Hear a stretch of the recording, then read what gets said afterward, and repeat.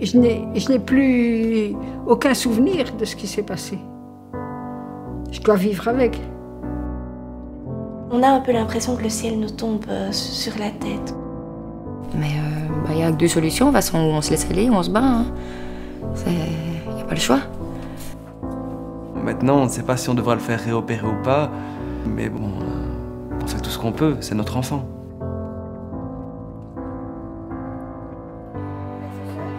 Le pire moment dont je me souviens, c'est quand j'ai dû l'annoncer. C'est le pire des moments, pour moi. Je lui ai clairement expliqué ce que j'avais. Que j'avais une grosse boule sur la jambe, ça s'appelait une tumeur, et que voilà, qu'on espérait qu'il n'y ait pas les petites fourmis, comme je disais, les métastases, qu'aillent se mettre ailleurs. Et là maintenant, de toute façon, encore tous les 3 mois, à chaque bilan, elle angoisse, elle n'est pas bien. Elle a aussi peur que moi, en fait. C'est une horreur aussi pour elle. En 6 mois de temps, il y a une grande différence. Je n'ai plus de mémoire. J'ai la mémoire ancienne, mais je n'ai pas la mémoire d'il y a 1 heure ou d'il y a 2 jours. Quand on me dit « tu devras finir dans une maison de repos », je dis « non, il n'en est pas question ». Je veux vivre indépendante, seule, le plus longtemps possible.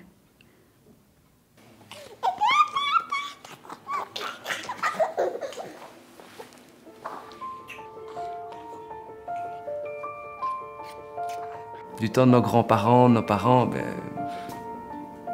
ils seraient morts. On se rend pas compte tant qu'on n'a pas un enfant malade. La médecine fait des bonds de géants, ils peuvent sauver la vie. J'ai rencontré le petit Antoine durant son hospitalisation.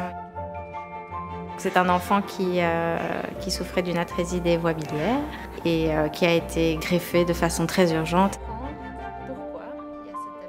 Le défi actuel, c'est de diminuer le nombre de rejets, parce qu'on est actuellement encore à 50% de rejets.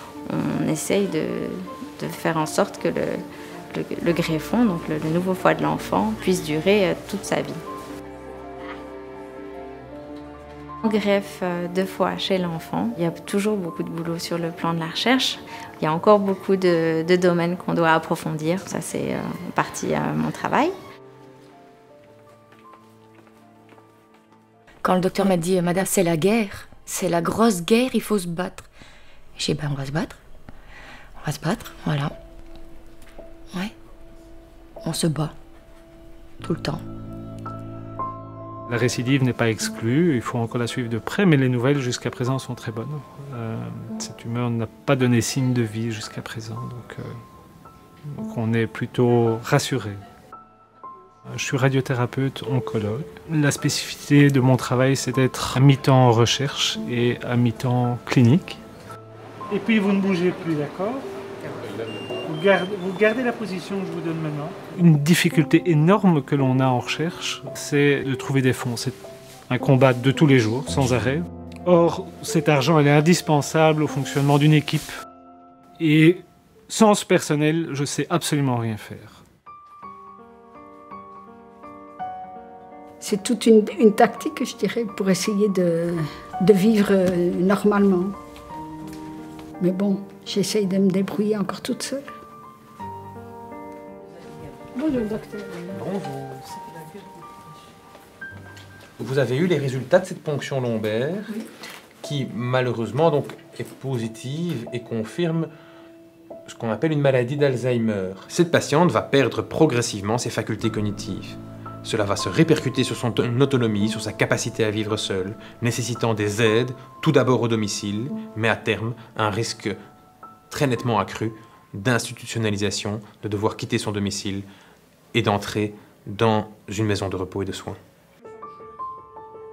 Pratiquement tous les jours, des patients viennent avec la demande « Existe-t-il d'autres médicaments ?» Et actuellement, nous n'avons que des médications modérément efficaces.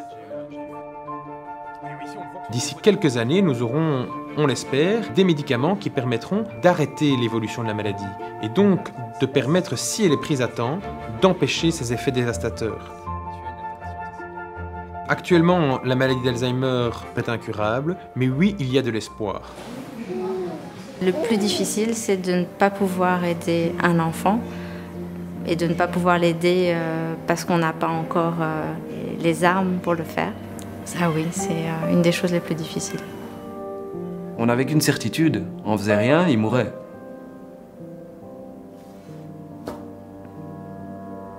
Il nous a dit, vous ne faites rien, Antoine va mourir. À partir de là, la vie est faite de choix.